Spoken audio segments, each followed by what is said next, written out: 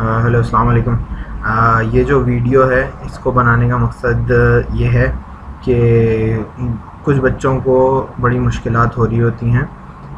ये इस तरह के जो भी सवालात होते हैं F6 में F5 में या जो भी रिक्वायरमेंट दी गई होती हैं जिस पेपर के हिसाब से भी उनको सॉल्व करने में। इस वक्त मेरे पास जो सवाल है वो रिचर्ड ट्रायर का सवाल है। काफ़ी मशहूर सवाल है और पास पेपर्स के हवाले से जो भी F6 के टीचर्स हैं वो उसे प्रिपेयर करवाते हैं। इस वक्त ये सवाल सॉल्व करने का मकसद ये है कि हम जो है इस सवाल को सॉल्व करके और इसके अंदर देखेंगे कि हमें अगर एक्सेल पे इसको सॉल्व करना है तो हम इसको किस तरह से कैटर करेंगे ताकि हमें पेपर के अंदर एक आइडिया हो कि इस तरह का कोई सवाल आ रहा है तो हम उसको किस तरह से सॉल्व करेंगे या क्या मसले मसाइल दरपेश हो सकते हैं, क्योंकि एग्ज़ाम प्रेशर के साथ हमें डिफरेंट किस्म के मसले मसाइल का सामना होता है।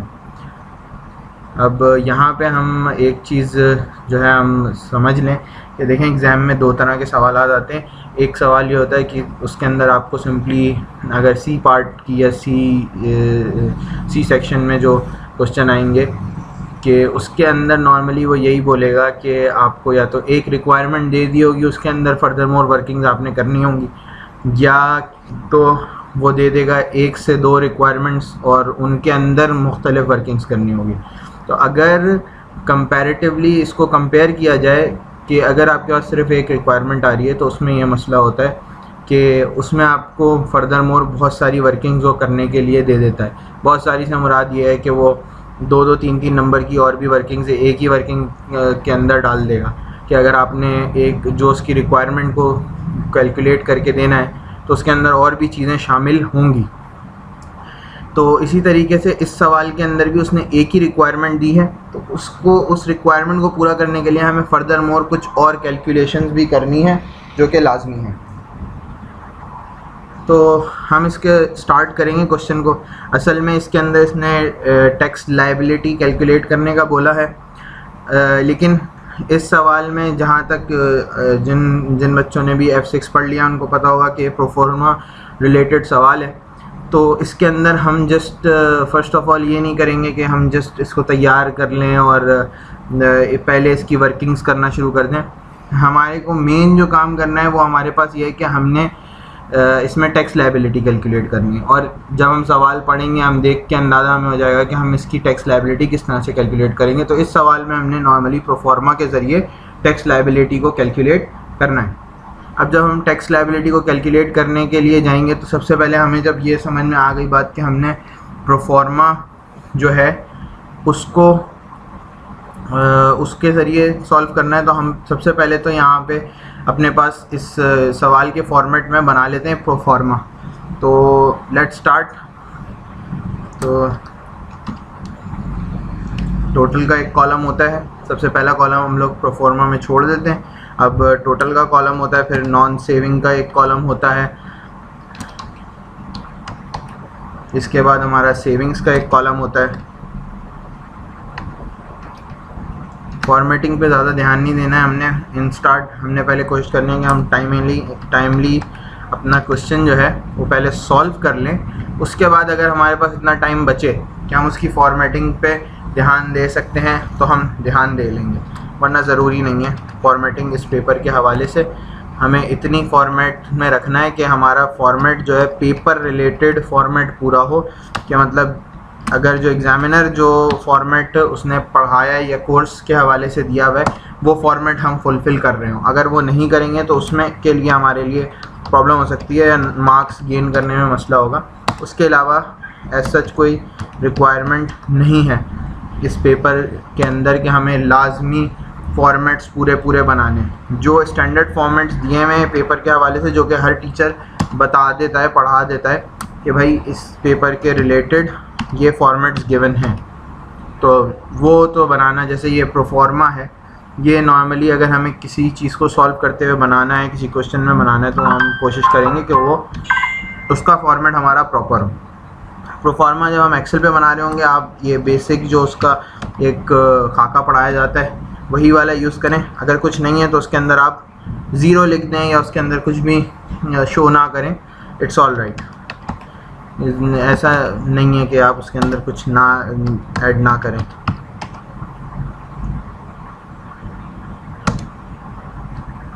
डिविडेंड इनकम आ गई। इसके बाद हम लोग, इसके बाद जो हमारे पास टोटल कैलकुलेट हो जाती है, टोटल इनकम की कितनी होगी। अब इसके बाद हमारे पास आता है क्वालिफाइंग इंटरेस्ट, जो कि हम माइनस करते हैं।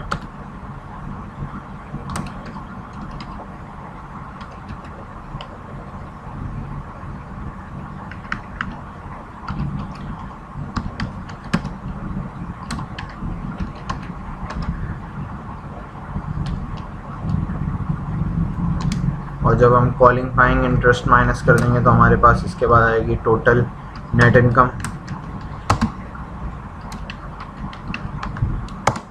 आफ्टर टोटल नेट इनकम जो है हम इसके अंदर यहाँ पे हम जो है टोटल नेट इनकम के बाद माइनस करते हैं पर्सनल अलाउंस, जो कि एक सिंपल सा हमारा तरीक़ेकार है। F6 जब भी हम पढ़ते हैं तो शुरू से आखिर तक ये एक बहुत बेसिक कैलकुलेशन है कि हमें हमेशा जो है कैलकुलेट करना होता है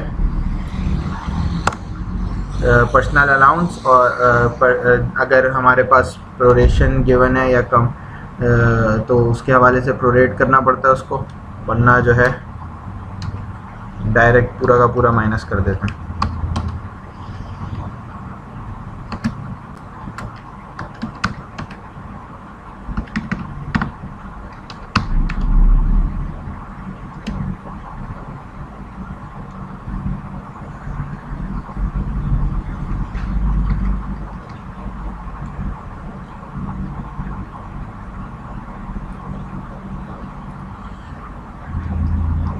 मेरे पास ये आ गई दो चीज़ें। अब जहाँ तक सवाल का ताल्लुक़ है, अब इस सवाल के अंदर हमने जो है सबसे पहले जो कैलकुलेशन करनी है, उसके लिए सबसे पहली कैलकुलेशन हम लोग एम्प्लॉयमेंट इनकम के लिए करेंगे। प्रॉपर्टी इनकम जो है उसके लिए भी हमें करनी पड़ेगी कैलकुलेशन। बाकी डिविडेंड इनकम हमें गिवन है इस सवाल के अंदर, and there is no such trading income. हमारे पास ट्रेडिंग इनकम कोई नहीं है तो हम उसको ज़ीरो सपोज कर लेंगे। तो let's start with property income. First of all हम प्रॉपर्टी इनकम की वर्किंग किस तरह से बनाएंगे, तो जस्ट हम यहाँ पे मैं आऊँगा और मैं F2 क्लिक करूँगा इस उसमें आके, अगर बल्कि यहाँ पे ये इट्स नॉट नॉर्मल एक्सेल, तो यहाँ पे F2 काम नहीं करेगी, नॉर्मली काम नहीं करती F2, तो इसलिए यहाँ पे काम नहीं करेगी ये वाली वर्कशीट पे। तो हम पहले इसके साथ डाल दें, इट्स बेटर कि आपकी वर्किंग ट्रेस हो कि आपकी ये वर्किंग जो है आप कर रहे हैं, ये वर्किंग 1 है, और एग्जामिनर के लिए बहुत आसानी हो जाती है कि वो भी जाके इजीली चेक कर सकता है। तो हमने वहाँ पे वर्किंग 1 डाल दिया कि हम इसके लिए वर्किंग 1 कर रहे हैं, और हम यहाँ पे एक साइड पे वर्किंग 1 की हेडिंग डालते हैं एंड इसके आगे लिख देते हैं कि ये वर्किंग जो हो रही है ये प्रॉपर्टी इनकम के लिए हो रही है। अच्छा जी, तो प्रॉपर्टी इनकम में सबसे पहले तो हम देखेंगे कि प्रीमियम कितना होगा, और प्रीमियम है इसके अंदर कि नहीं, जो कि प्रीमियम जहाँ तक के 12,000 का गिवन है।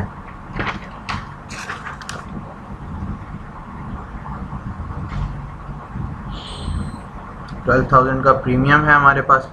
सो let's start with the premium. Premium हमारे पास गिवन है 12,000।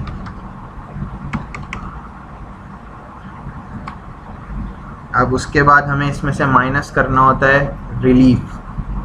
हम यहाँ पे रिलीफ माइनस के लिए, अब इट डिपेंड्स कि आप किस तरह से डालना चाहते हैं, तो यहाँ पे तो मैं रिलीफ डाल दे रहा हूँ इस तरीके से, और रिलीफ कैलकुलेट कर रहा हूँ रिलीफ। और रिलीफ का जो गिवन फार्मूला होता है n-1 वाला, तो हम वही इस्तेमाल करेंगे। यहाँ पे मैं इसी एक ही सेल के अंदर डायरेक्ट फॉर्मुलेशन करूँगा, सारी फार्मूला मतलब एक ही सेल के अंदर पुट कर दूँगा।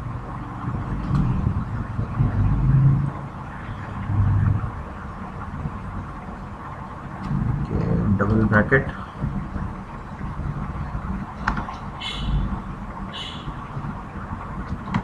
30 माइनस 1,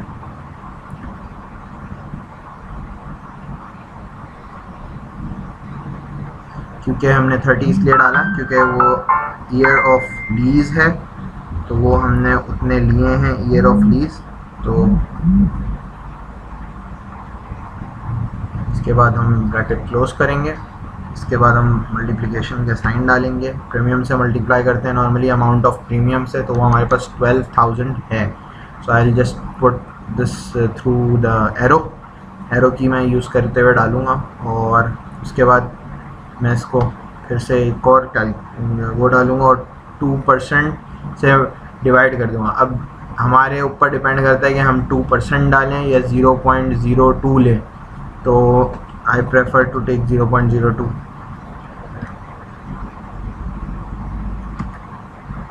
जो कि हमारे पास 6960 आ गया। अब ये प्रॉब्लम सबको आती है कि ये अब इसको माइनस में कैसे शो करें, क्या करें। जस्ट आप कुछ नहीं कर सकते, तो बस ये करिएगा कि यहाँ पे माइनस पुट कर दीजिएगा। So it will be done. Minus में आ रही है आपकी फिगर। अब आप सम भी करेंगे तो भी ये फिगर माइनस ही होगी, ऐड अप कुछ नहीं होगा, ठीक है। इसके बाद आ जाएगा आपके पास टैक्सेबल प्रीमियम, कि जिस प्रीमियम के ऊपर टैक्स लगना चाहिए, तो वो यहाँ पे डायरेक्ट फार्मूला डाल के हम कैलकुलेट कर सकते हैं, विच इज़ टैक्सेबल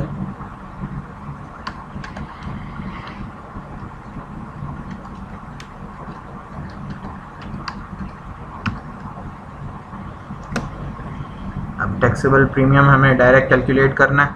सो हमने फॉर्मूलेशन कर देंगे इसमें plus this, and here is our answer. हमारा टैक्सेबल प्रीमियम आ गया। अब इसके बाद इसके अंदर हमें फर्दर मोर जो भी चीज़ें ऐड अप करनी है हम ऐड कर सकते हैं। यहाँ पे हम लिख देंगे वही, ये फॉर्मेट को फॉलो करने के लिए जो है सिर्फ ये प्लस माइनस डाल रहा हूँ ताकि समझ में आ सके कि वर्किंग हो क्या रही है, वरना अगर वीडियो बनाने का मकसद फौत हो जाएगा अगर इसके अंदर पता ना चल रहा हो कि किस जगह पे क्या चीज़ की जा रही है। रेंट मैंने डायरेक्ट लिखा। अब मैं इसमें भी फार्मूला के तहत काम कर लूँगा कि मेरे पास यहाँ पे गिवन है 664 पाउंड्स का रेंट दिया हुआ है, जो कि 5 से मल्टीप्लाई करेंगे हम।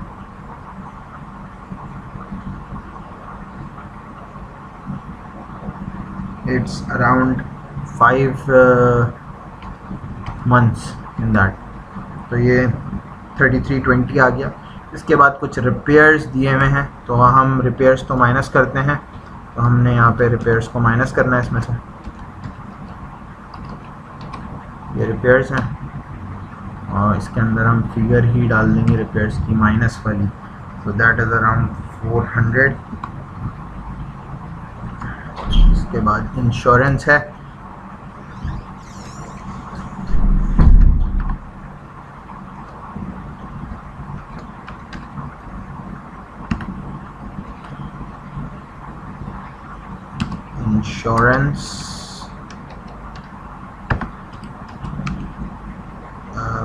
इंश्योरेंस हमारे पास कोई 480 की गिवन है, तो मैं यहाँ पे भी इसके साथ भी माइनस में इस फिगर को डालूँगा ताकि एट दी एंड जब हम इसकी कैलकुलेशन करेंगे प्रॉपर्टी इनकम की, तो हमारे पास प्रॉपर जवाब आ सके।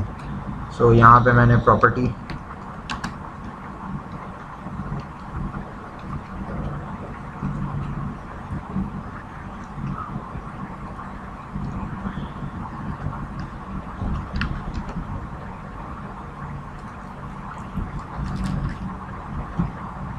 इनकम, यहाँ पे मैं फॉर्मूला लगा दूंगा कि दिस प्लस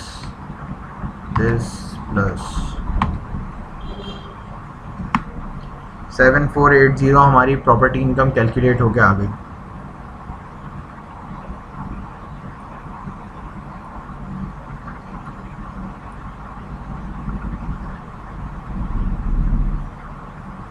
अगेन मैं इस बात को रिपीट करूँगा, हर किसी को वर्किंग करते हुए ये फॉर्मेटिंग की ज़रूरत नहीं है।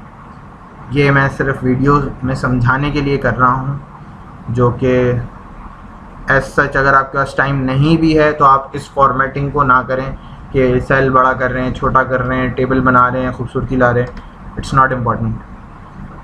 और ये आप की के थ्रू चले जाएं कि भाई ये हमारी प्रॉपर्टी इनकम कैलकुलेट हुई है और यहाँ पे मैंने इस प्रॉपर्टी इनकम को डाल दिया।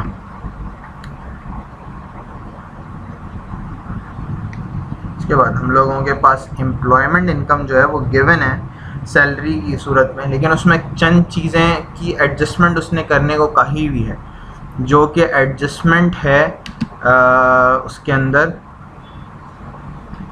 कार बेनिफिट की होगी, फ्यूल बेनिफिट की भी होगी और एक दो और चीज़ों की होगी जो कि मैं आपको बता रहा हूँ उस वक्त इंशाल्लाह सॉल्व करेंगे हम। एंड ओवर हेयर अब हम एक और नेक्स्ट वर्किंग बना लेते हैं यहाँ पे, जो कि हमारी होगी W2 फॉर एम्प्लॉयमेंट इनकम।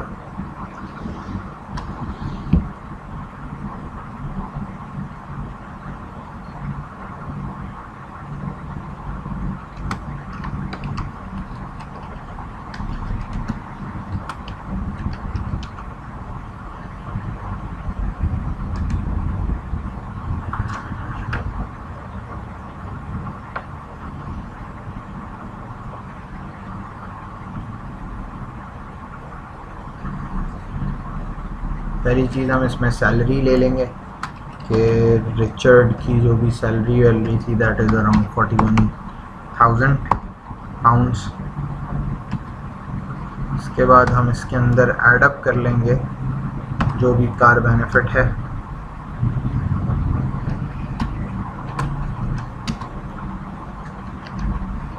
क्योंकि वो चीज़ है जो कि एक टैक्सेबल चीज़ है, तो हमें ये जो है ऐड अप वापसी करनी पड़ेगी ताकि हम इसके ऊपर टैक्स कैलकुलेट कर सकें।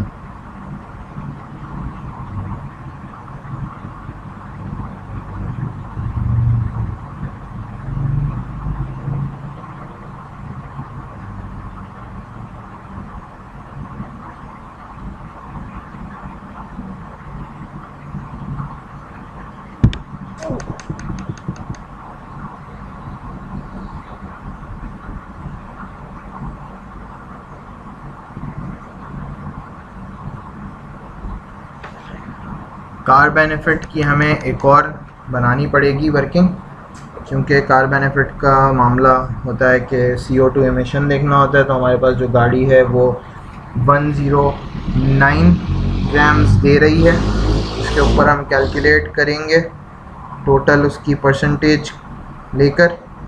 तो परसेंटेज के हवाले से जो है हम देखते हैं हमें किस तरह से वर्किंग करनी है। तो अब ये कार बेनिफिट है तो मैं इसकी एक और नई वर्किंग बनाऊंगा, डायरेक्ट नहीं करूंगा। So I will go for a new working that is W3, ताकि हमें पता रहे कि हम लोग क्या वर्किंग्स कर रहे हैं।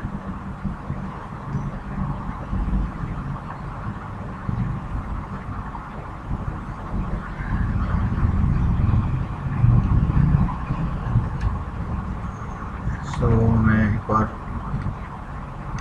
यहीं पे बराबर में थोड़ी सी स्पेस में W3 करूँगा सॉल्व कार बेनिफिट।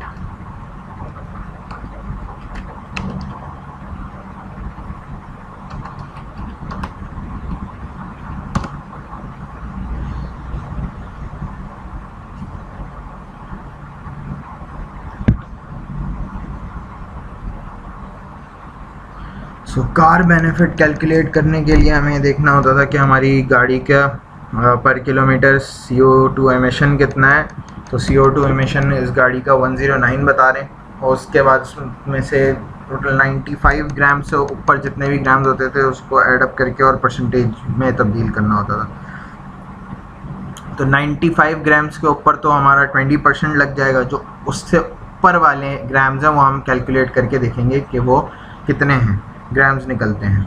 और तो सबसे पहले तो हम लिख लेते हैं यहाँ पे एक फार्मूला 109 माइनस जो कि हमारा CO2 एमिशन है 109 और माइनस इसमें से हम करेंगे कि कितने ग्राम्स पे हमारा 95 ग्राम्स पे हमारा जो है वो 20% लगता है।